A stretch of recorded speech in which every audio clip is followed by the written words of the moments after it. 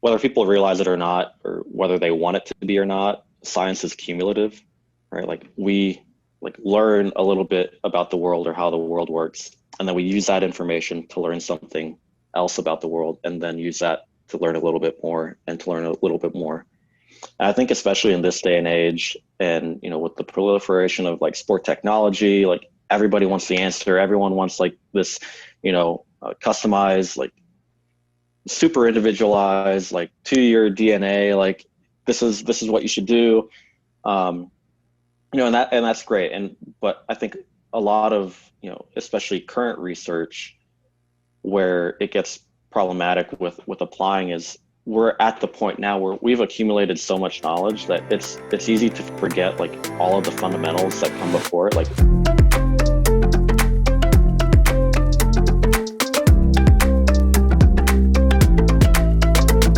welcome to the Talking Shop podcast, where I'm here to share stories, lessons, and experiences in sports performance and professional development. I'm joined by Dr. Aaron Cunanan. How are you doing today? doing all right, Matt. How are you doing? Good. Always a good day when I can record a podcast, catch up Yeah. with friends. And Aaron, Dr. C, is the MILB minor league sports science coordinator for the San Francisco Giants. He's got that awesome merch on, super jealous. And a little bit of background about how he and I know each other. He is part of this awesome networking chain that I've somehow managed to attain just throughout my networking and reaching out efforts. And I guess I'll go through the chain just for some kind of perspective on how important it is to be willing to put yourself out there and ask awesome questions, which will lead to asking for awesome conversations, awesome other people's contacts. So it started with my friend at USC, who's been on the podcast twice. And then he gave me Dr. Waggle's number, who's been on the podcast once. Then he gave me Dr. Sauceman's number at Mizzou, who's been on the podcast once. And then I think he gave me yours, or there's someone else in between. I think he was the connection. Yeah, Robert. Yeah. And that's all the East Tennessee State's chain. And if I ever you're just making your way down the checklist. Yeah. And I think it was yourself actually as our first phone call, and just getting to kind of know each other. And I kind of explained that chain, and you were like, if you're kind of going through all those guys and they continue to give you names, like you have to be somewhat of a half decent human. So yeah. I'm not doing too many things wrong. yeah, you're doing something right at least. Yeah. So I've really enjoyed our chats. We've had 3 or 4 phone calls, and Aaron was actually the inspiration of TSP 74 that I just dropped, and this will be TSP 75. So thank you for that. I'm excited that I actually get to record and share one of our convos. So for those who are not familiar with your background, could you please share a little bit about that? Yeah. Well, you already mentioned currently I'm the minor league sports science coordinator for the San Francisco Giants, which I just moved into that role at the beginning of this year. So it's a new role for me. Prior to that, I finished my PhD in sport physiology and performance from East Tennessee State University. I finished that in 2019. And during that time, I had the opportunity to be the assistant coach and lead sports scientist for the weightlifting program there, which was at the time was a designated Olympic training site. And then prior to going to ETSU, I was down in Shreveport, Louisiana for a while. Moved down there for weightlifting, and that's where I got my start in coaching with LSU Shreveport, with their weightlifting program at the USA Weightlifting Center for High Performance and Development. So that's kind of, I guess, the quick rundown, quick summary of like my coaching and like sports science background. But yeah, we can dive in whatever direction you want to go with that. Yeah, and one of my favorite things that you kind of about your background is you wanted to be the next great American weightlifting coach. Just in your own competition led you to your PhD, and your dissertation is actually on weightlifting. So if we could chat about how you, like what made you want to go from that to pro sports. And then one of my favorite convos that we had was how you presented your skills that you had in this weightlifting sports science role to marketable for the pro sports scene. Sure. So yeah, like I said, I moved down to Shreveport in 2009. I moved down there to train as a weightlifter. During that time is when I got interested in coaching. The director of the program down there, Dr. Kyle Pierce, a huge mentor to me and still a really big part of my life, and has been a really big part of my development as a coach, sports scientist, and just as a person. Um, he really introduced me to coaching.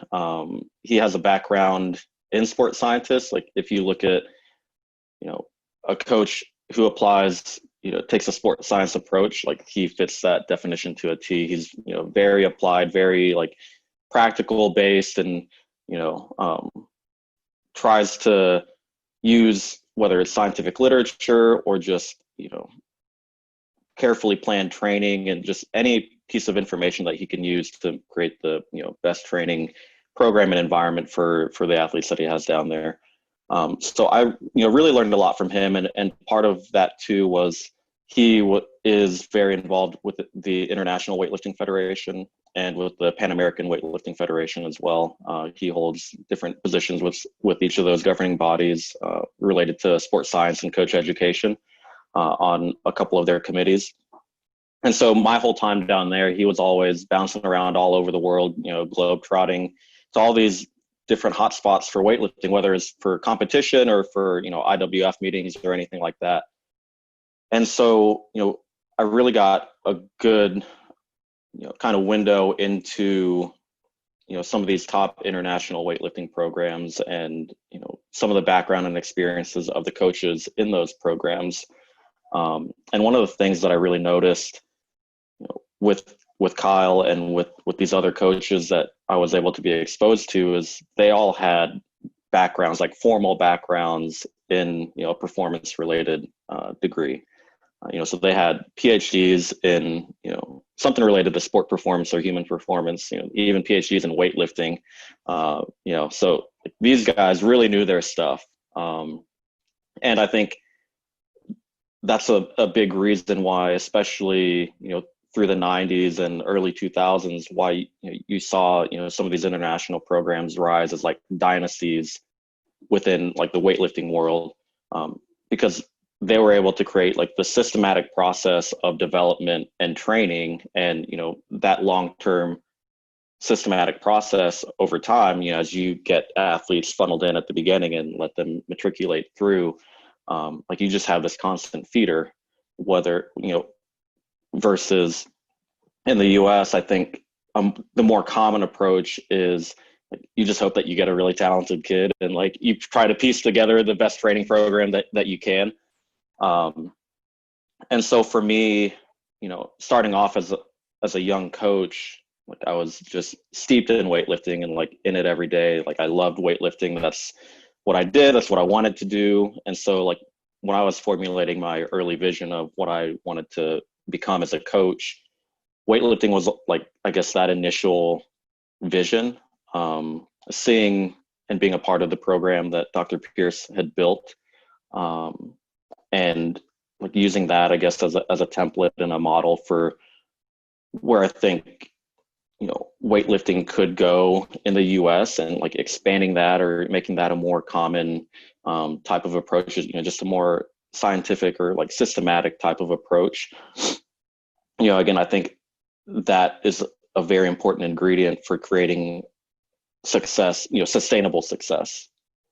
And so for me, advanced education was always part of the goal, even like in the early days when I was wanting to, stay in weightlifting and become, like you said, I guess, for lack of a better term, the next great American weightlifting coach, call it illusions of grandeur or whatever you want. But, a master's degree and PhD were always really important to me for that goal. And then as I, continued to progress and develop as a coach, just gained a broader perspective of, quote unquote, high performance. I think first started to like, bleed out or,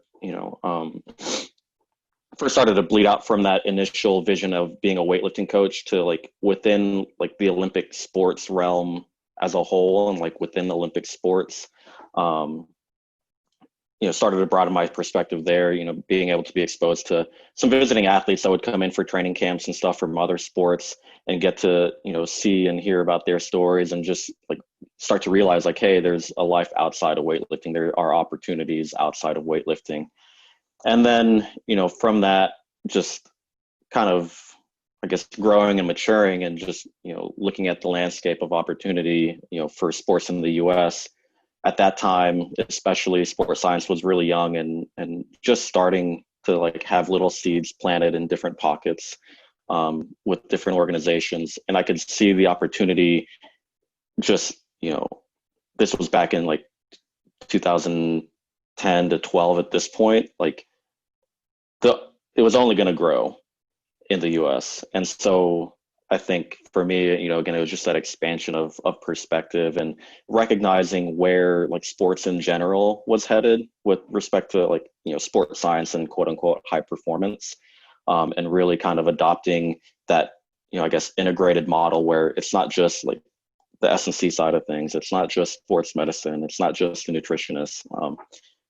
Within Olympic sports, especially, I think you get exposed to that, like, you're working on this 4-year plan, and in order to maximize your chance of success of even making it to the Olympic team, like you have to have all these pieces of the puzzle working together over that entire time, right? And so I think that, just kind of seeing where things were headed in the US really helped me expand, what I thought was possible for myself in terms of career goals. So I guess that was, the start where I started to see that transition of, moving away from only wanting to work within weightlifting to being open to other possibilities. And I never wanted to necessarily, only want to work within professional sports or within, a specific Olympic sport or within a specific, collegiate setting or anything like that.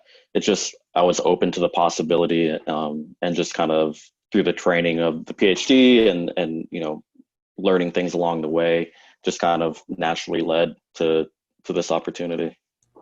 And two kind of topics I want to get into, and then we'll get into the main questions. So this is geared towards if someone wants to make a lateral shift, I guess, same field, different setting. Right. I'm trying to go from, or I had a sports science GA in college, but I only have private coaching experience. And now, because sports science is in its infancy, or it's becoming more legit, a lot of college roles are hybrid coaching / sports science. So one question I asked for you in one of our previous chats is like, how did you market those skills that you had with your Olympic weightlifting background to being appealing or sufficient, whatever adjective I want to use, for pro baseball? So, and as you got into it, it's actually a lot more similar and a lot easier than someone would have thought. So for example, how many athletes you manage, like quantify how many athletes you manage, how many staff you manage, Right. how you organize training over periods of time, and all this different kind of stuff. So if you could explain a little bit for whatever listener is thinking about kind of shifting, how to think about talking about their previous experiences, but also kind of bridging that gap.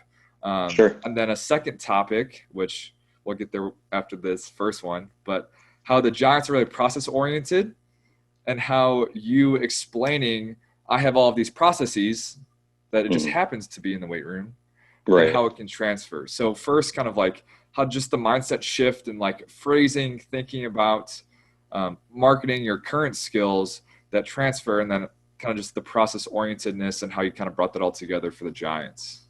Sure. So I guess kind of building off, my earlier answer of like that shift in from wanting to only focus on weightlifting to that broader perspective. So going into the PhD program at ETSU, I already started to realize some of these things and formulated some of these different, potential career paths. And coming into the program at ETSU, I knew that I was going to be working with weightlifting, just given my background and the nature of the program at ETSU and kind of their need to have additional support. I was very fortunate that I had skills and experience that allowed me to kind of move into that role of, being the assistant coach for the weightlifting program. But, with that in mind, like, it was very time consuming, and I knew that the time commitment was going to be very high, which meant that, there's only 24 hours in a day. Right. And so not only was I functioning as, the assistant coach, I was, the lead on like all the sports science activities for the weightlifting team, helping out with the testing and monitoring for the other sports that we worked with. I was a student. I had to teach classes. I was an administrator for our weightlifting program and had to interact with the university on some administrative duties. So there's only 24 hours in a day, and you have to wear all these different hats. And so from a coaching standpoint and like a sports science standpoint, like as a practitioner, I knew that my time was very limited and the majority of that time was going to be focused on weightlifting. And so I consciously went into that program and all of those experiences with the mindset that I have to find ways to, connect what I'm doing here, laterally, like you talked about, just like, how does this apply in a lateral manner to a different context or a different setting or a different sport or anything like that. And so I think, one of the things of being able to wear all of those different hats is, as long as you take the time to, sit back and reflect on each of those experiences and what is different about each of those roles. Like, being in a classroom, you're either the teacher or the student, and there are I guess subconscious or implicit, roles that or differences between each of those roles. And so I think identifying what those differences are and what the differences in knowledge and expectations are, and how you interact as a student versus how you interact as a teacher, as an example, and recognizing those differences. So to bring it back to the coaching and sports science side of things, if we're doing something like testing and monitoring, we had a very specific testing battery. We had a standard battery that we use for all of the sports that included using testing hydration with urine specific gravity. We did skin folds to measure body composition. We did jumps on the force plate. We did the isometric mid-thigh pull. And then for some of the field sports, they did some sort of sprint test or agility test or even a conditioning test. But with that standard battery of the hydration, the body composition, and the force plate tests, we did that for every sport. But all of those tests may be relevant in different ways for each of those sports. And so for me, it was about, sitting down and consciously thinking and doing these different thought experiments and writing things down and talking to the people that were primarily involved with those other sports and sharing our differences and experiences and seeing, what was the same, what was different, what applied, what didn't apply. And so that was, I guess, given the circumstances, one of the, I guess, quote unquote solutions that I came up with, given the amount of time I had to devote to weightlifting.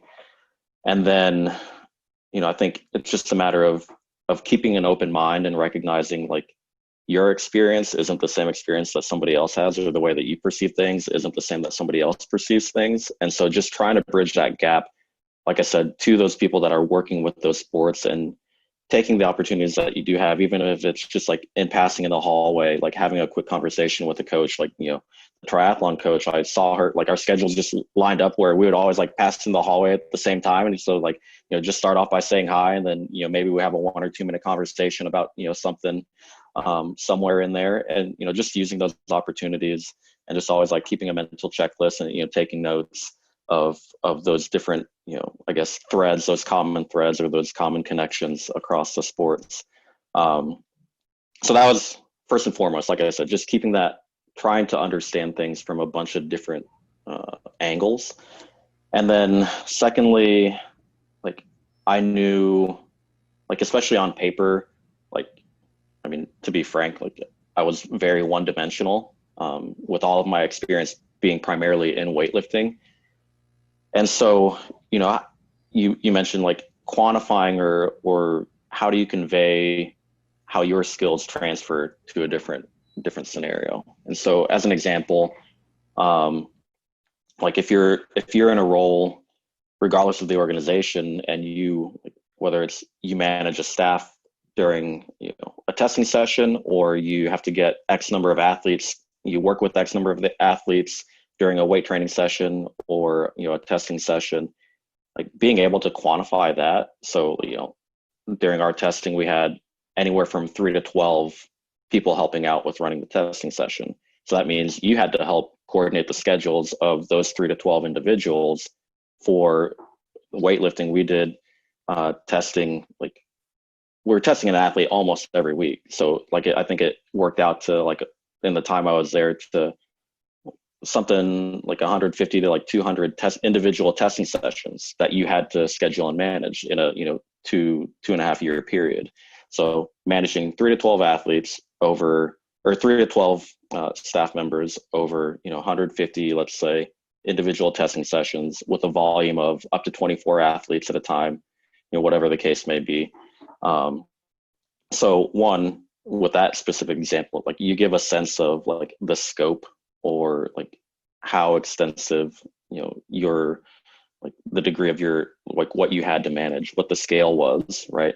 And then from the standpoint of, like, not only did we conduct the testing or administer the testing, somebody had to analyze the data, somebody had to interpret the data and return it to the coaches. So like being able to demonstrate like that complete process of, especially within sports science, I think that's a really important lesson that people need to keep in mind. Is like, it's not, sports science isn't just collecting information or collecting data, right? It's like, you have to be able to generate some sort of actionable step or help improve some sort of actionable decision-making process as a result of what you're doing. And so being able to demonstrate that complete, closed loop of, from data collection to delivering it to the coach or the administrator or whoever is going to be using that information. And so depending on who you interact with, who you're reporting to, who you're creating, these different analyses and reports and graphs and whatever for, you could have, visual, I created visual display or a visual dashboard for XYZ testing. I created written reports for XYZ testing. I presented on this to, so-and-so, so then you cover the basis of like your ability to communicate, in a written manner, in a verbal manner, and in a visual manner, right? So like you're able to demonstrate like layering in all of these different, I guess, assets, I would call them, and skills, right? Yeah, I guess not sure how we got to this point of this conversation. So but to kind of summarize, as you were describing that, it sounded a lot like an MLIB sports science coordinator. You had all these athletes, you had all of these staffs, you had all of these testing sessions, and you had to put it all together. And when you break it down kind of like that, things are a lot more similar, especially because it's all sports science, just the scenery or the sport is different. But right. Going back to the beginning part of your answer, it's really just being intentional about where am I now and where do I want to go, being conscious enough to reflect on like, okay, what are my responsibilities here? What are these commonalities? And then also, like, of course you have to maximize your job, your role in the present moment. But if you know where you want to go, that's going to help out so much more. So for example, because I'm trying to make, I guess, kind of like a lateral shift, is in the private sector, I asked for more of our classes or more of our bigger groups, because that's going to transfer more. Like coaching is coaching, but college is pretty much all teams. So if I can start working with bigger groups, that's going to be more marketable. Or it's just reflecting and thinking like, okay, what are these commonalities that I already have? And then put that on my resume, format it in a cover letter, whatever it may be. So it's a combination of like taking what you already do now, crushing it, but also you have to know where you want to go. And then how can you obviously put out a good product currently, but use the product to help you get to where you want to go. So reflection, knowing where you want to go, intentionality. Yeah. And I think the big thing too is like, I think this kind of parallels some pitfalls that people can be trapped by within sports sciences, like not trying to get wrapped up in like, all right, how can I quantify this?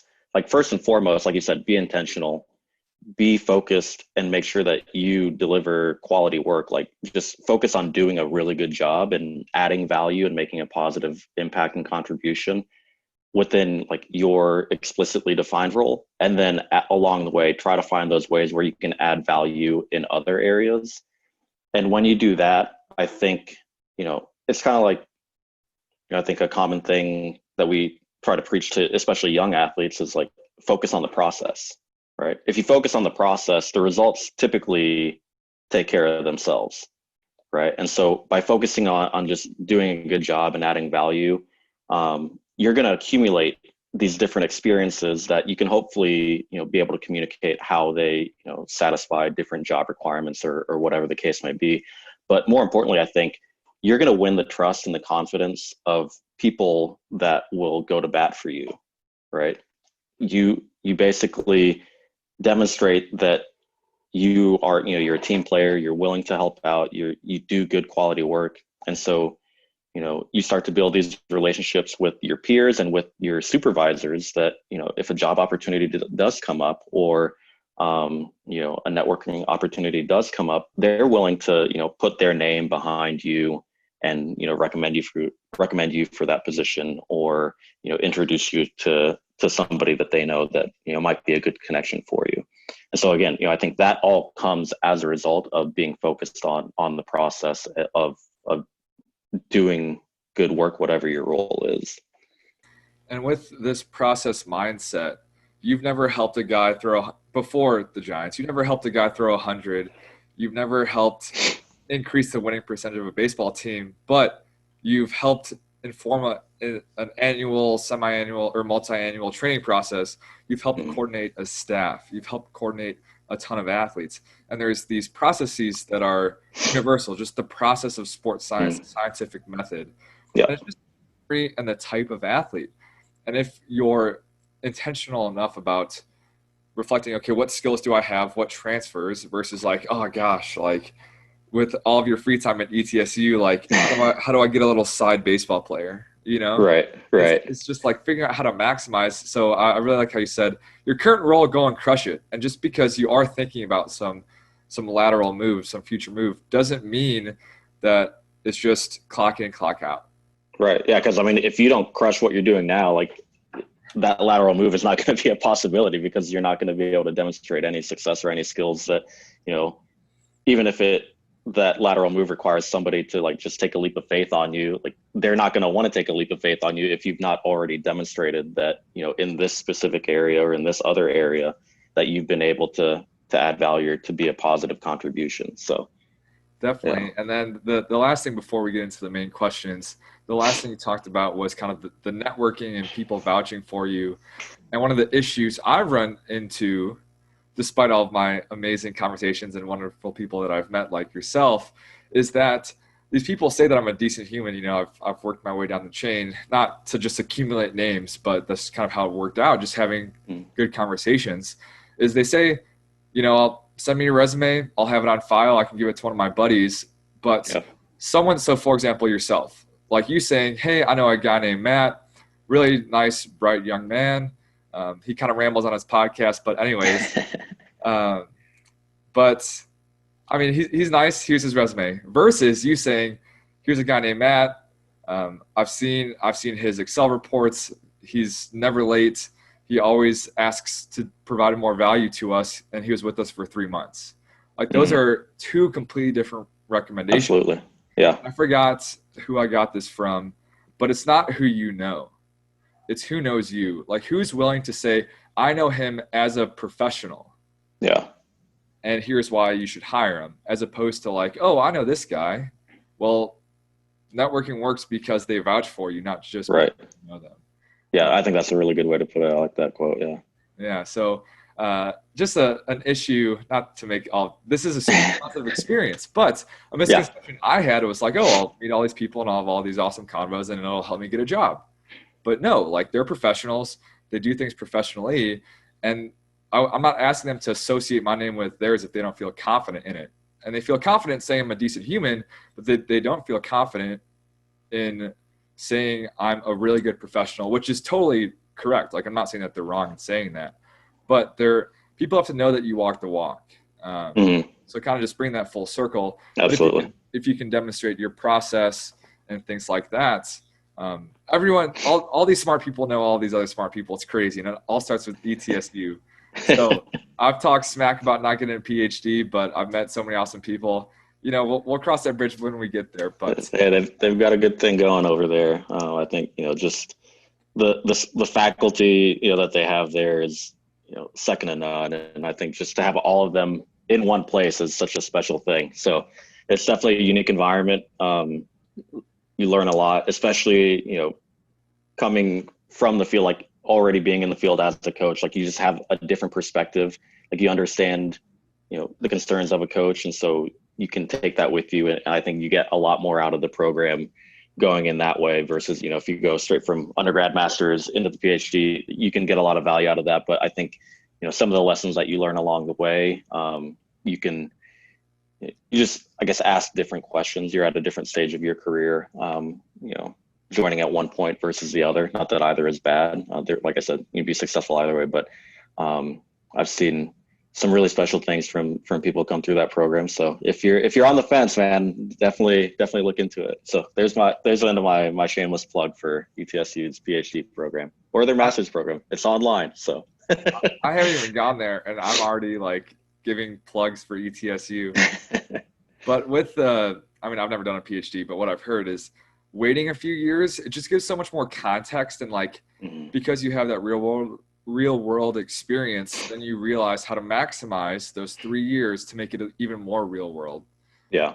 I think part of it too is like when you're new to a topic or a subject, like, the old saying, you don't know what you don't know. And, being in a coaching position or whatever the case may be, like out in the field before going back for your PhD, it allows you to kind of learn some of those lessons. And then you get to the point where like now you have an idea of the things that you don't know. And so you can investigate those a little bit more intentionally, or like look into them in a little bit more of a focused manner versus, if you don't have some of that background or some of that perspective, like you start the PhD or the master's program or whatever the case may be, like in that state of not knowing what you don't know. So you can't really ask those same types of questions. You're reliant on like that formal education process of like, all right, this is what, the teachers and the professors and, the peers are trying to get across to me, and you may make certain realizations at certain points in time, but again, if you come in with that perspective of like you've already gone through some of these experiences to know that, all right, I have no idea what, from a statistical standpoint, like what the proper analysis is in this situation versus this situation. Now you can dive into, ask better questions from a statistical standpoint or from a testing standpoint. Like I've run into issues, trying to conduct this type of test in this environment. Well, now you can ask, better questions of what might be a more appropriate approach or test to run in that scenario, or when might what I was doing be more appropriate.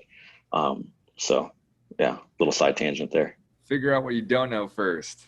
Yep. Yeah. It would just be way easier if I just knew everything, but yeah, for all of us. Yeah. We'll get into the big questions. What is the coolest story you have thus far in your career? Yeah. The coolest story, probably going back to my time at LSU Shreveport. It was the 2015 national championships. It was so the year before 2016 Rio Olympics. Kendrick Ferris he's a weightlifter, 3-time Olympian for those that aren't familiar with the sport of weightlifting or with Kendrick. So he went to 2008, 2012, and 2016 Olympics for weightlifting.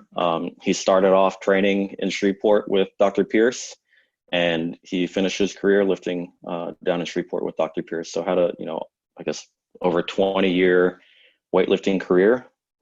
So he was preparing for his second Olympics, and Dr. Pierce, he still is, but at the time had recently joined or gotten a position with the Ghana Weightlifting Federation in Africa as their high performance director, and was kind of tasked with developing their Olympic program going into the 2016 Olympics. And so he was actually out of the country in Ghana for that role at the time of this competition. And so there was basically, I was tasked with being Kendrick's competition coach for this event. And the way that the Olympic qualification for weightlifting in the US worked out, that quad for 2016, was you had to, I think, compete in 2 international events between 2015 and 2016 in order to even be eligible to make the Olympic team. And so this was the final eligible event. Like this was the qualification for the final event of 2015 for Kendrick to remain eligible to compete for a spot at the 2016 games. So it was like the most high pressure, high stakes environment like I've to this date been in, like as a coach. Like was just like such a visceral experience. Like even now, like my heart rate is like just through the roof right now, just thinking about that experience. So like I said, the last chance for Kendrick to like remain eligible to qualify for the 2016 Olympics. So I was his competition coach, which like it's not as glamorous as it sounds. Like competition coaches in weightlifting, like they don't really do anything as long as you can count and keep time, like and like keep your athlete ready to go. Like, you know, that's all you have to do. It's not like you're drawing up these elaborate plays or, you know, anything like that. So not trying to inflate things, my role. Like I wasn't the reason he made the Olympics by any means, but I definitely had the possibility of ruining his chances to compete at the Olympics, right? So just from a pressure standpoint, if I didn't do my job, like that would have ruined his chance to compete in 2016. And so basically the goal of the competition, like the goal was for him to get in the top 2 within his weight class. Like that's all he had to do to lock in his spot. And they were like, that weight class was stacked at that competition. You had like Jared Fleming, Nork Vardanyan had come back from Armenia and was competing back in the US again.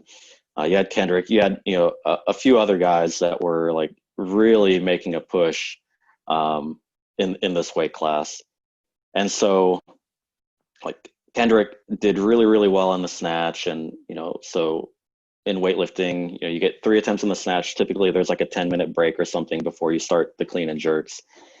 And so we're in a pretty good spot after the snatches. And like I'm looking and seeing like what he needs to lift in the clean and jerk, and just talking with him in that 10-minute period to go over our game plan. And like he has a certain game plan in mind, which was, I guess, more aggressive than I was wanting to like go after. Like I was concerned with like, all you need to do is get in the top 2 and you're golden. So like, let's just lift what you need to guarantee that, you know. But at this point, you know, Kendrick had been lifting for close to 20 years at this point. Like I've only been coaching for, you know, 4 or 5 years at this point. So like, I'm not going to tell this guy who's already been to the Olympics and like, who could probably do this whole thing by himself, like what to do. Like my job there is to keep him in the proper mindset to compete, right? And so that was like my goal was, no matter how much pressure I felt or like how you know, nervous I felt or anything like that, like I had to convey that we had control of the situation, that, you know, keeping him calm and focused and not being a distraction to him. And so the clean and jerks are going on, and, you know, he made one attempt and he's, you know, right there in the hunt for that second spot. And based off of the jumps that he wanted to take, like I was pushing for a more conservative jump, and he was battling it out neck and neck with Nork Vardanyan for that second spot. And it came down to like the very last lift for each of them. And like he ended up qualifying and making the qualification, but like it was just knowing that you had everything, all of his training up to that point and all of his like goals beyond that point were like basically resting on your shoulders to be able to, you know, keep him on time with his warm-up lifts, making sure that he was to the platform at the right time so that he could take his attempt.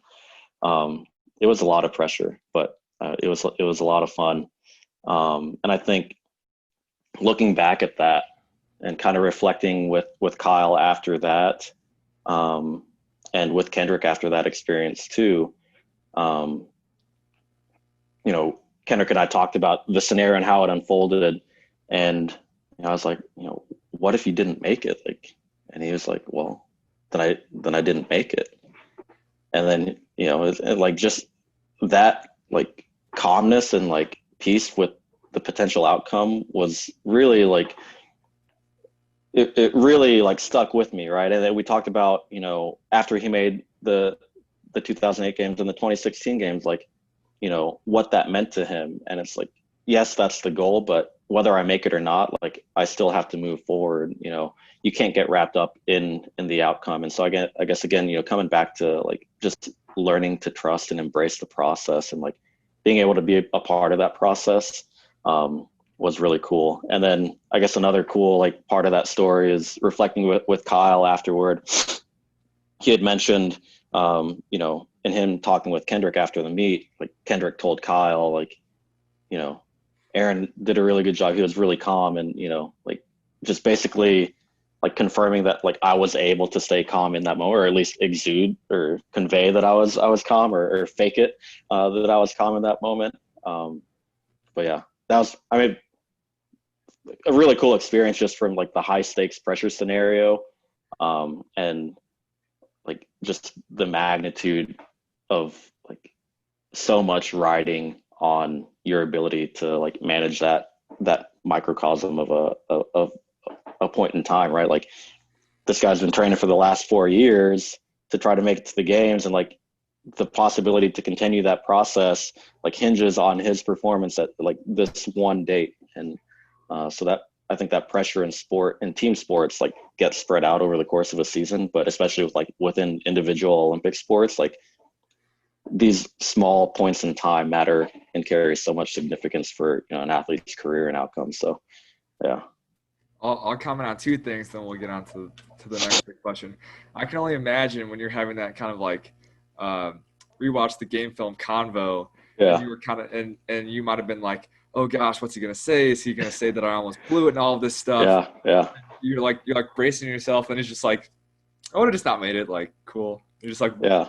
what? Yeah. And then the second thing is going along with the other theme of transferability.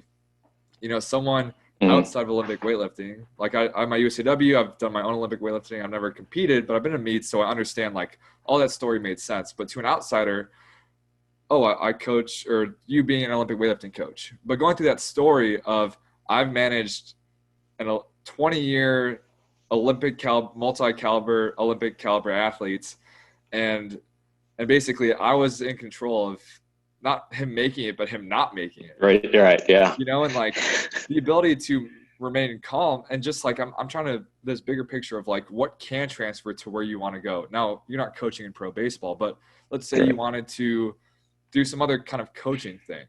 That story is going to go way farther than like I helped an Olympian make it to the next Olympics. But it's like I've had that stress, that pressure, those nerves with super elite athletes trying to be even more elite. So kind of just this transferability or commonality theme.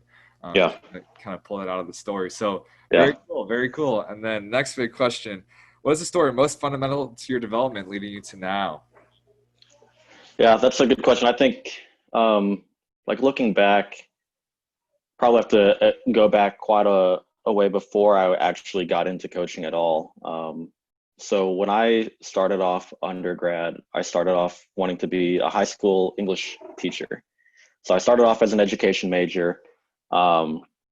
Sports wasn't really on my radar. Like I was never great at sports growing up. Like I'm 5'6", and like I think I weighed 120 pounds when I graduated high school in a school of like 4,000 kids. So like I was like not even in the conversation of athletics, right? So more like just a casual observer, like playing different different sports growing up. So sports wasn't like really, I guess, important to me when I first started school. So like I said, I was an education major, and I had the opportunity to do a seminar one semester back in, I guess, 2007, where it was a multidisciplinary group of students. We had some people from education department, film department, like all over the university. But our goal for that semester was we basically created a documentary on Title IX. And that was like the broad theme. So the way that the story that we told was, there was a small high school in our college town that was just like this national powerhouse for girls volleyball. It was Burris High School. It's I think 200 students total, like from kindergarten through 12th grade, right? So, and this girls high school volleyball team, like since the 80s, have just like won countless, state championship titles, has won, several national championship volleyball titles, and was constantly like in the top ranking for girls volleyball programs. And so what we did, throughout that seminar was like look at the effects of Title IX and how the Title IX program helped create that opportunity for that program to flourish, and looked at the ways that, from a like school identity standpoint, a community identity standpoint, how this program kind of helped to galvanize citizens in that way. But for me, what that program really did was help me look at sport in a very different way. Like, growing up, watching college football or college basketball, like, these people are getting scholarships to play the sport in college, which, like, yeah, that's really cool. Like, but it never really hit home with me on a personal level until that seminar, where like seeing some of these girls, like knowing some of their stories, whether it was like tragedy within their family, and volleyball offered them a way to like cope and manage through that tragedy and grow. For some people, using that volleyball program as a way to advance their education in college. I think 3 or 4 girls from that year got D1 scholarships to play volleyball. And so it really, that experience transformed for me, like sport and something that people did and people played, to like really appreciating how powerful sport can be as a vehicle for like personal growth and personal and opportunity. And so that was, I guess, part one of the story, where like the shift in how I viewed sport started. And then kind of part two of that, kicking off like me actually going down the path of becoming a coach, was I had picked up weightlifting, I think, around 2008. In 2009, I was back in Indianapolis, started training at this gym called iFast, owned by Mike Robertson and Bill Hartman. And at the time, they had just opened that year. They had a lot of powerlifters that were like, I guess, the core group of individuals in that gym. A lot of people competing in powerlifting. They knew that I had just started weightlifting, was just starting to like dip my toes into it. And they were very, very supportive of and encouraged me to do my first competition.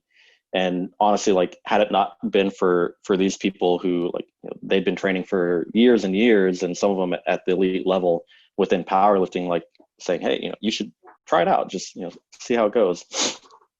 So I did my first weightlifting competition. And then through that competition, one of the referees there put me in contact with my first like formal weightlifting coach back in Indianapolis, and Grant Gardis, and working with him, and kind of, I guess, just had a passion for weightlifting, and he recognized that. Mike and Bill recognized that, and Grant was actually the person who recommended me to go down to Shreveport for weightlifting.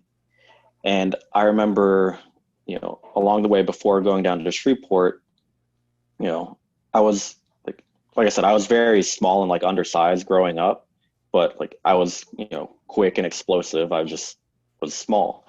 And so being in weightlifting, it's a weight class sport. So that thing that kind of evens the playing field a little bit. So, being strong for your size actually, matters. And like I had okay technique. I was, decently explosive. I moved well. And before moving down, like, I just remember a conversation with Bill. He basically, was talking about the experience of moving down there and like looking ahead. Like I said, this was like 2009 at the time, and looking ahead to like 2012 and 2016. Like, if I were to continue training for, that period of time was like, maybe you might make the Olympics.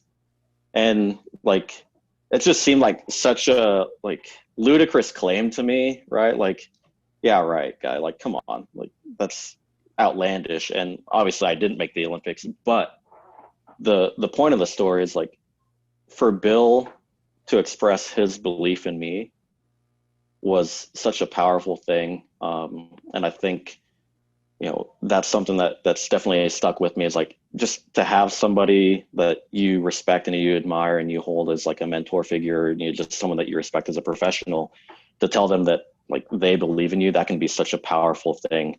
And so, to not underestimate that effect.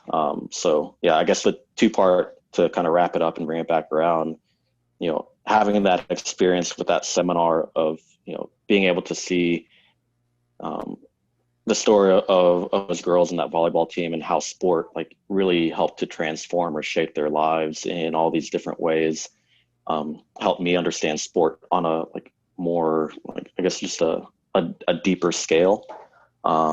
And then to have somebody, tell you that they believe in you, is really why a big reason why I made the commitment to move down to Shreveport, and here we are.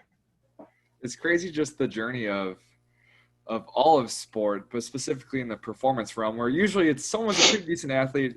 They either had a really good coach, they either had a really bad coach, or they had no coach. Yeah. And it's funny how, or not funny, but interesting, your story, how it was sports wasn't even on the radar, and then it was this like little school project, and then it was just dabbling in some local gym, and then some guy saying, hey, come try this out, and then it was a ref at a meet of all the people that could like connect you, just once you said ref, it's like, how does that conversation even start, and then one little comment or conversation about like, hey, you could do this, and then to ETSU, to Louisiana, to ETSU, to now the Giants, and everyone's like journey, it's crazy. It's just crazy. Not even gonna explain that more. So super cool, kind of how that all led you to now, and it wasn't even on your radar. So last big question: what is the story you are most proud of thus far? Yeah, this is a hard question. Like, just thinking back and all the different things, different roles that I've been in. I think focusing in on like as a coach, because like I feel like at heart, like I'm a coach at heart, and like I'll always love coaching, want to be a coach. Like I view myself, like, even though I function as a sports scientist, I very much view it through like that coaching lens. So the story I'm most proud of from a coaching standpoint would be, again, going back to Shreveport. That was a very formative period of my life, if you can't tell. But I had one of my best friends during my time down there. His name's Danny Schlag. We both got down there about the same time. He was a weightlifter. When he got to Shreveport, he was coming off of a pretty bad shoulder injury from a competition the year prior. Basically destroyed his rotator cuff. Didn't know if he would be able to compete again. So we, got to, get to know each other and train together, and got to see his, sort of rehab process. And he really, especially early on in the rehab process, had a lot of trouble. And once he got like cleared for full activity with weightlifting, there were still some things that bothered him. And at some point during that time, like I went back to IFAST for an internship under Mike and Bill. And after I came back, took a lot of the things that I learned from like assessments, and I guess, for lack of a better term, I don't know what the term is now, but back then, like corrective exercise. I guess just working with Danny to dial in like some of the different exercises from an accessory standpoint that he could do to, one, accommodate the restrictions that he still had, but then also try to make those gains and improve his function so that he could get back to competing at a really high level. And it was a journey for him. It was a really long journey. And so fast forward to 2013, it was the World City Games, which is like a multi-sport like festival, similar to like the Olympics or the Pan Am Games or anything like that, but for like the um, university age athletes. And we were able to, Danny continued to work, and again, like, I'm not saying that the things that I did with him from like the assessment and exercise standpoint are why he made it, but um, you did notice like there was noticeable progress in his movement and his strength levels and things like that, and he had really great training.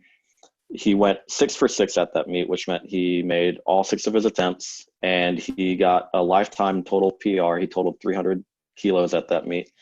It was just a really special like culmination of like knowing his journey and his story from like the shoulder injury, and knowing how hard it was for him to like come back, and like he'd always make really, really great progress. And then, the numbers would start to go up in training, and then he would get like a little tweak or like a, slight, dislocation, and he would be set back for a little bit of time. And being able to work with him and find a strategy and a way to approach things that helped him stay healthy enough to continue to push the envelope and compete at that meet at that stage was really awesome. And I think for him, like he had this quote, on his like up on the wall at his house, and I think it's by Abraham Lincoln. It's like, I'll prepare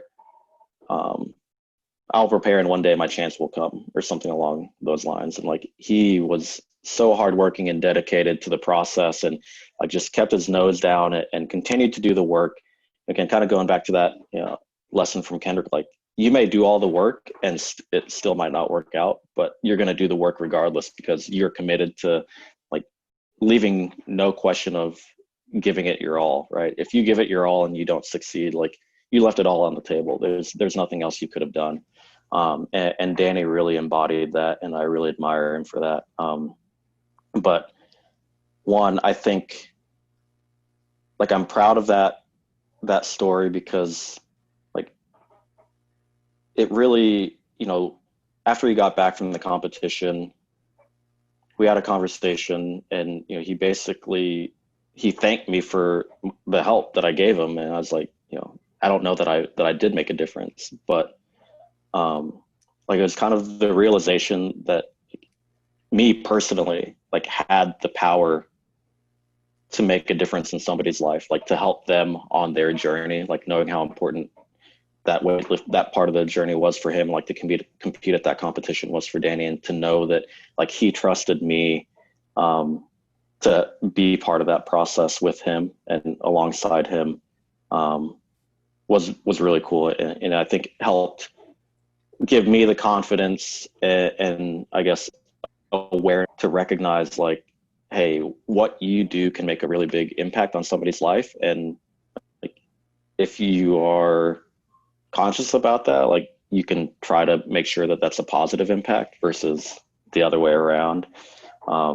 So just helping him through that journey and seeing him like be able to achieve that performance at that competition was really special for me. It is so much bigger than sports, just taking a step back. And it's funny when you said that Abraham Lincoln quote, the first thing I thought of was the process. And then you said, the process, but and then going along with this process theme, where you not getting the result you wanted and saying, I crushed the process, I did what I had to do, versus like, oh man, like did I leave a little bit in the training tank, are two completely different conversations you have with yourself. Yeah. And of course, easier said than done. Like this is so easy just to say, trust the process and it'll be easy and the results don't matter. Like people like winning, people like getting what they want. Like the process is to try to get the result you want. But, are you okay with having that conversation or just accepting, if I didn't make it, I didn't make it. But like, I know that I did what I had to do. And kind of tying this back into, or I guess I'm going to make this connection to being a practitioner. As you learn more of what you don't know, it's just like, oh gosh, like why did I ever write that program? Why did I ever say it like that to the athlete, and all of this stuff. But if you trust, like I use all of the information I had at that point in time and I believe that that was the best decision to make, then I'm okay with that. And because I made that decision with that information, that's led me to the information that I have now to then reflect and think, what the heck, you know? And of course, it's way easier said than done, but it's just like, gosh, how did I not know that? Well, I needed to not know that to then learn it, you know, but then kind of feel this regret or whatever word we want to use. But Yeah. if you have the process, if you trust that you made the right decisions with all the information you had at that point in time, like progress is going to, like, life happens, you learn, you grow, whatever. But the process is this theme of, like, you know, with some of your athletes, like if you hang up the spikes, well, did you give it everything you got, or did you knit it, or did you not, you know? So trying to tie that back to the practitioner side, because that's my audience, and that's something that I've personally experienced. Like, if you don't, like, face palm every few years or every few months or whatever, like, are you growing as a coach? Yeah. You know? Yeah. You're either doing something wrong or you lack a little bit of self-awareness. Exactly. And I forgot when it hit me, but it's like, I believe that was the right thing to do at that point in time with all the info I had. So I'm done trying to rephrase what I already said. So last big question. I lied. Last big question. 1 of 3 actionable things the listener can do to get better starting tomorrow.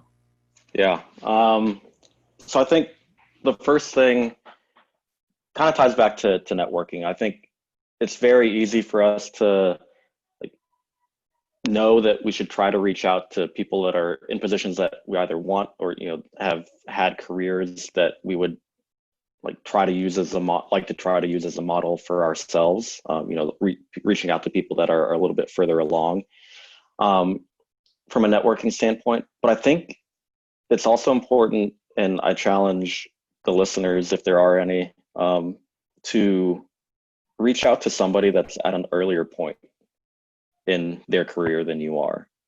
And it kind of goes, I mean, there are a few different layers to this, I think. One, going back to you don't know what you don't know. So these people, like, you were in their shoes once before. And so, like, you do have some insight that you can offer them.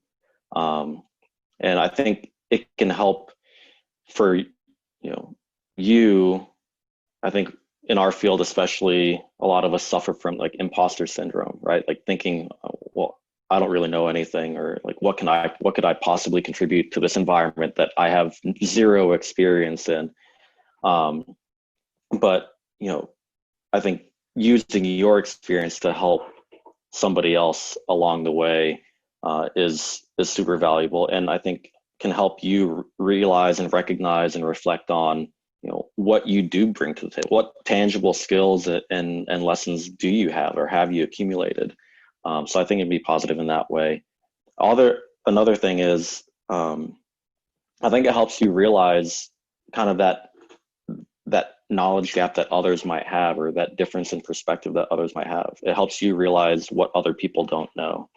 And it's kind of related. Like, my wife gets on me all the time. Like, I follow people that I don't necessarily agree with, on social media, and, like, listen to their podcasts and read their articles, and, like, things that I think are just, I more or less don't agree with them as much as their prime audience probably does. And she, like, asks me all the time, like, why do you subject yourself to that?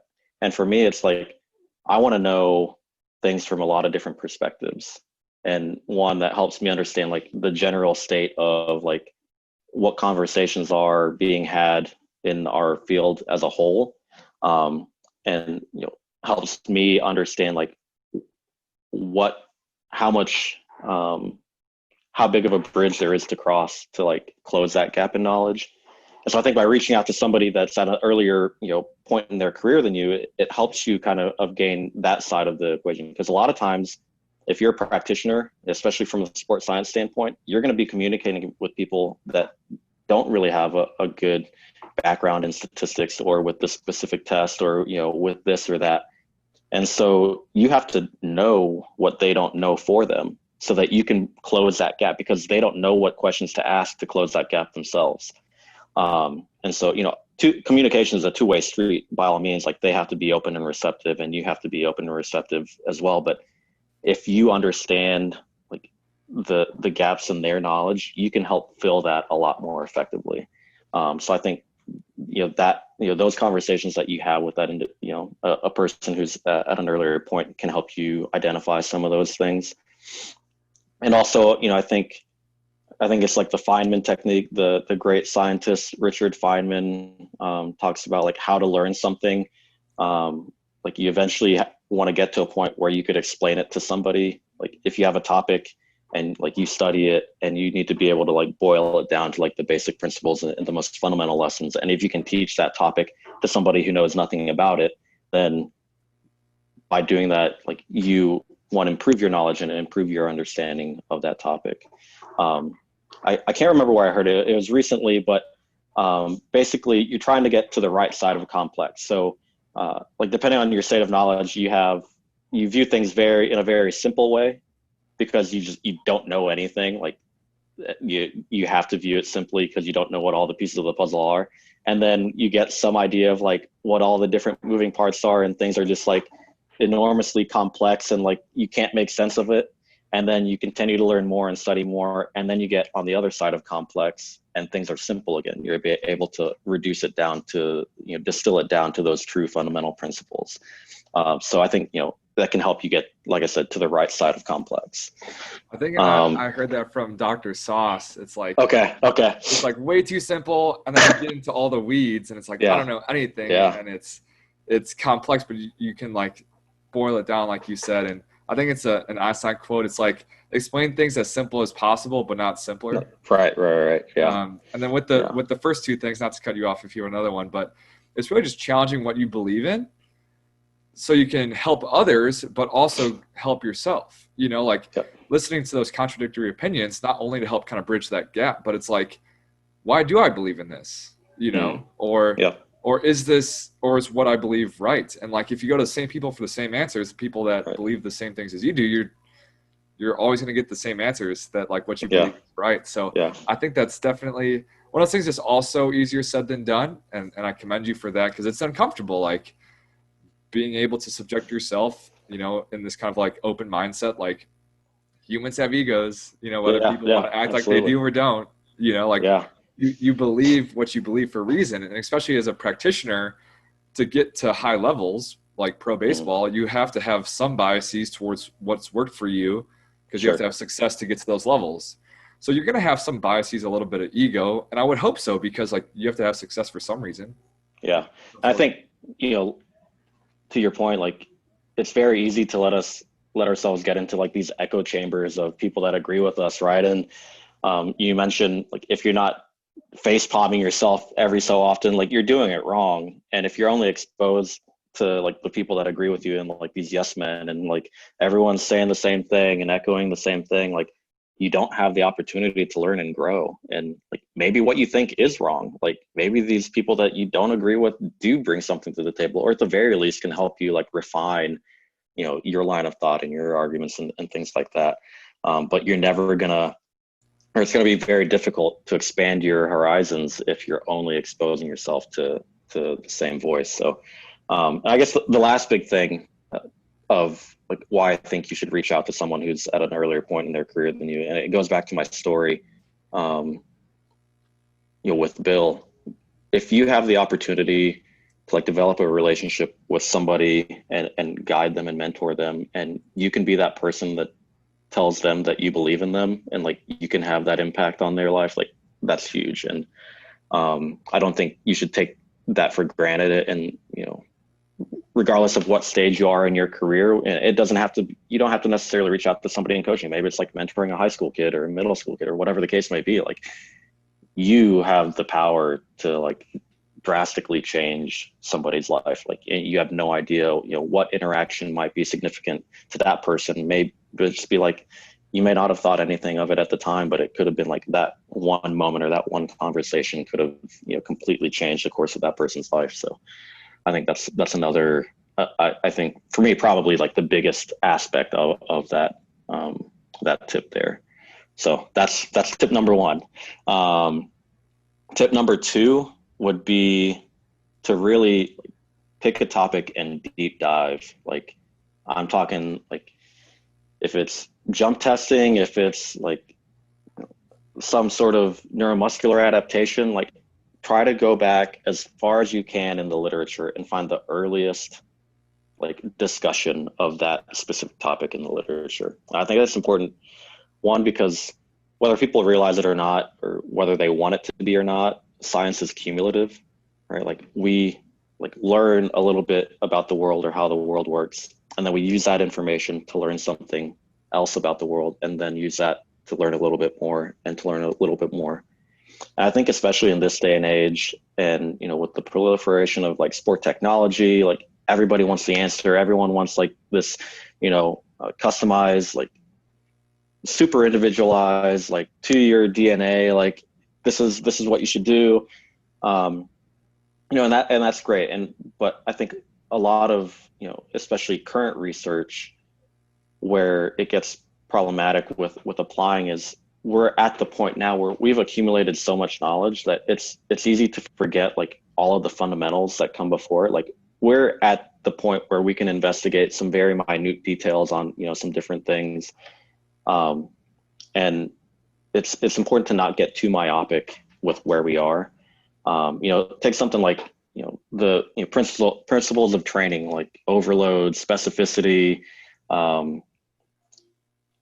reversibility, volume, that sort of stuff. Like those principles can be motivated by the work of Hans Selye back in the 20s with the general adaptation syndrome. Like do a deep dive in things like homeostasis, like that comes way before Selye. Like this, we argue now about like whether we should use VBT or intensity based weight prescriptions to drive adaptation. Well, what is adaptation? Like what are we even trying to do? Deep diving or something like jump testing it and stretch shortening cycles. There's tremendous work going back to like the 50s and 60s and earlier that this fundamental knowledge is huge. And I think, you see it a lot with different fads and stuff that are marketed these days. Like people get wrapped up in that. And like a lot of these things, people are basically just trying to reinvent the wheel. Like there's very little new knowledge out there and very few methods that haven't actually been tried before. If you dig a little bit, like things like kettlebells or like even like the iso-inertial flywheel devices, like those have been around for a very, very, very long time. And, people are promoting them or think that they're these new, amazing, shiny things, which, I guess the packaging might be different and they look new and shiny because the equipment's new. But these concepts, a lot of them have been tried before. And so I think it's important to like not try to be too clever for your own good and think that you figured out something that like all of these people, scientists and coaches alike in the hundreds of years before you haven't like collectively put together themselves. So yeah, deep dive into the topic because I think it'll really help you appreciate like one, the amount of knowledge that we have now, but also help you understand good questions to ask. Because like if you understand the fundamentals of something, like now right, these are the basics, this is my starting point, now how can I use this to ask a more detailed question in this area? And there's two, not to hide behind quotes, but I like quotes because they click and it's just easy to convey something. And the one quote I got from you explicitly that was at the beginning of TSP 74 was basically whoever has the principles down, their methods, they can kind of pick and choose. But those who kind of just have their methods and they don't really understand the principles, they're going to have a lot of issues. And I think about this like programming and these principles of specificity, overload, reversibility. Well, we're trying to drive overload and specific adaptations. Does it matter if it's a dumbbell or a barbell or you use relative intensity or absolute intensity or like VBT or RPE or whatever? Like yes, that's important, but there's so many other considerations that you're never going to find in a research study. If there's a kid who's super number oriented, like motivated, if someone's super unself-aware, RPE probably isn't going to work for him, and kind of all these different things. But there's these principles that we're trying to drive home. And there's so many considerations that you'll never find in a research study. And this was part of our original conversation in my last podcast, just working with different athletes, working with a variety of different, budgets, weight rooms, your fellow colleagues and staff. And there's all these other considerations that go into not just one study saying you should do X, but it's what's the study trying to get at? What is my implement trying to get at? And then there's another quote that I got from your Instagram, because I totally stalked you before we had our first phone call. It was, every system is wrong, just some are useful. George Box, all models are wrong, some are useful. Yeah. Yeah. So nothing is completely right. But if you Right. understand from the foundational level of where like the most recent cutting edge study came from, you can see how people tossed out some things over the years and how some things kind of came added over the years, you know? Mm-hmm. And then one thing that I really enjoy about having done a thesis and how I almost left TC because I said research was stupid is that there's these principles of the scientific method. And Right. I had a whole podcast on it. We already had a convo, not to repeat it, but there's these principles of the scientific method. And then I'm just applying my method of sports performance for X sport, you know? Right. So I'm just like breaking it back down. And then to comment on one other thing that you mentioned, when's the last time that the listener, like let's say you're a big force plate jump readiness guy, when's the last time you sought out a study that said it doesn't work? You know? Yeah. So just to go on the other point of seeking out stuff that is contradictory to what you believe. So do you have a third action step, or was it just two? I do have a third one. It's kind of 3A, 3B.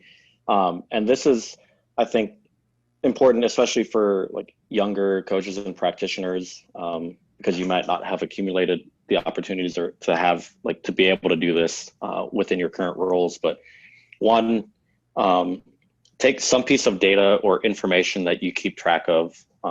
It can be something as simple as like your own body weight, or like if you look at your phone, like screen time on your phone, and come up with at least three different ways to present that information. And to keep it simple and start off, going back to my examples from earlier, like come up with a way to report on that information in a written manner, come up with a visual display of that information, and come up with a way like an oral or like verbal delivery of that information. And along with that, identify like different potential stakeholders that you might have to communicate that information to, whether it's another coach, whether it's someone on the sports medicine staff, whether it's with an administrator, with an athlete, or with a parent. And how would those different audiences change each of those different things? What about the information might you highlight or not highlight? What might be the most appropriate format for each of the scenarios? And I think it's important because you never know, especially like if you're working in a setting where like someone tells you how they want the information delivered to them. Well, you need to have the skills, like the technical skills, to be able to create that report. And then you need to have the soft skills of being able to communicate that information.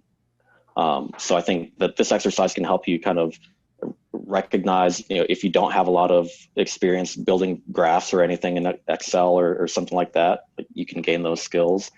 There are a lot of good resources for people. I would recommend Daniel Quintana. He has a really good like introductory guide to some of the basics of like graphic design and building charts. You can find him on Twitter. And then kind of a deeper dive, I would definitely recommend Tracy Weisgerber, I think is her name. She's also on Twitter, but she's done a lot to like, I guess, push the scientific community forward in terms of like the graphs that they choose to report, like choosing appropriate graphs for the specific data type. So that would be two resources there. And kind of the 3B, this is similar. Pick something like whether it's within the weight room or out on the field or whatever, and try to define a way to quantify that variable or that measure, and to quantify and measure it with zero budget, with a low budget, and with like as much money in the world that you want to throw at it. And I'll kind of take like jumping as an example, or like lower body explosive ability, right? So typically we use some form of jump test to do that. It's a commonly held measure or indicator of lower body explosive ability. So no budget. All right, well, I'll put a tape measure on the wall and I'll have my kids, jump and reach. Low budget. Okay, maybe I might get like a jump mat, which is a few $100s. High budget, now I can invest in force plates and the associated software.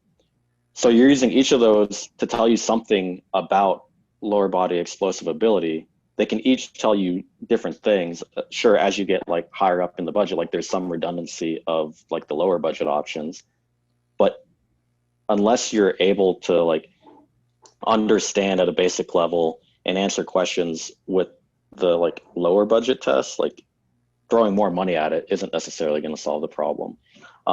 And there's a really, this is completely unrelated, but it's just bear with me here.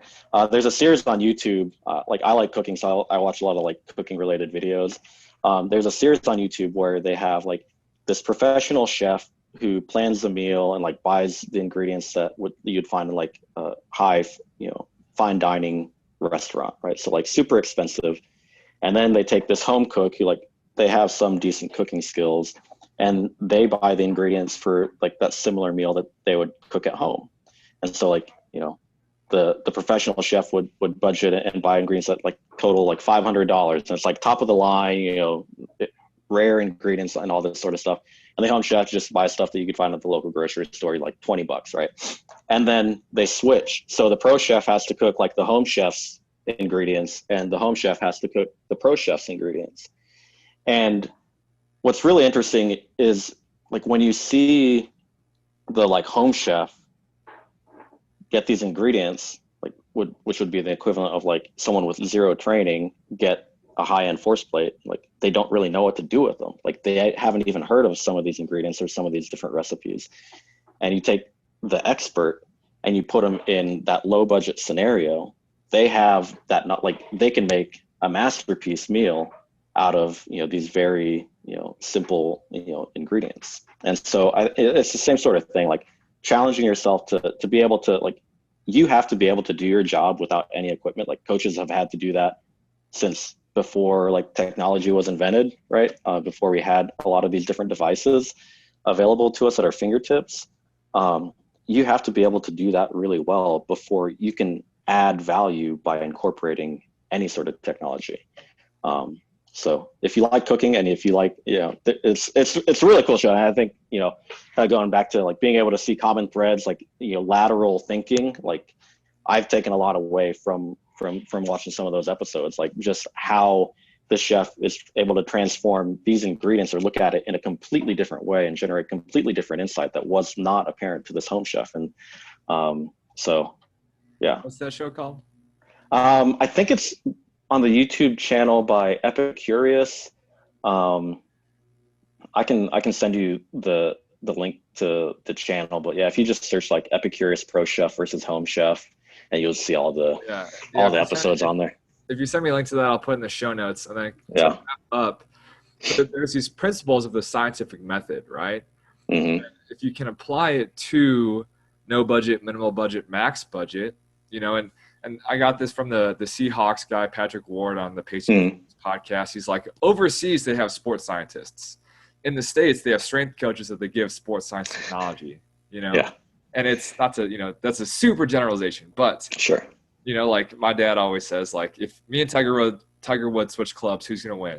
Well, it's right. Tiger Woods, Right. So, and I love your last action point, and I can totally just envision it. Like imagine you applying for a job and you have like a PowerPoint presentation, and then you have jump testing.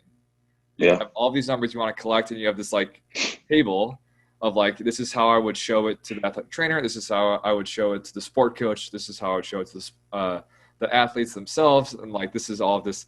And then you just have that mapped out. And one thing that I have recently adopted is like, so the transferability, but why creating content, whether you post it or you don't post it, is like, how do you show your value of a job that you don't have direct experience for? Well, you show your theoretical value. This is what I would do if I got this job. And imagine if not only you flush out what you think, you can share it with people younger than you, you can get a better perspective on people that, don't believe what you believe. And then you put it in some presentable way of, hey, hire me and this is what you're going to get, versus like, yeah, I want this job.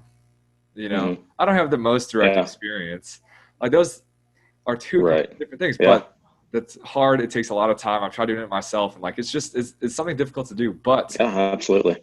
Like putting a pen and paper, what you believe, to show the value in what you believe in, it's going to help you do your job better, but also it shows your theoretical value when you want to make that sideways move. And if it's just like, oh, I manage athletes and staffs for weightlifting team, versus like, here's my number of staff, here's my number of athletes, here's the protocols that we did. You have this like, and then you just switch out like weightlifting specific test for baseball specific test. And then like, there it is right there, you know? Yeah. Not to oversimplify, but like I think that's super actionable, it's super relevant. And like, that's one of my favorite action steps that I've gotten thus far. So thank you for Awesome. that. Yeah. You've hopefully it helps you. You've inspired me to want to kind of go do some things and all these projects that I write down that I never actually do. But so this has been awesome. I know you have to jump in a few minutes, but where can the listeners get more of you? Yeah, I need to be better. I'm trying to do better about being engaged on social media, but I'm on Twitter and I have an Instagram account that I don't really use, but at Aaron J Cunanan, AARONJCUNANAN. And then if you want to email me, I'm always happy to chat, answer any questions, or just have conversations with people. Aaron.Cunanan@gmail.com is my, so feel free to reach out. Yeah. All right. So thank you very much for your time. This was an awesome chat, and I'm looking forward to sharing it with everyone else. Matt, thanks for having me. It was a pleasure.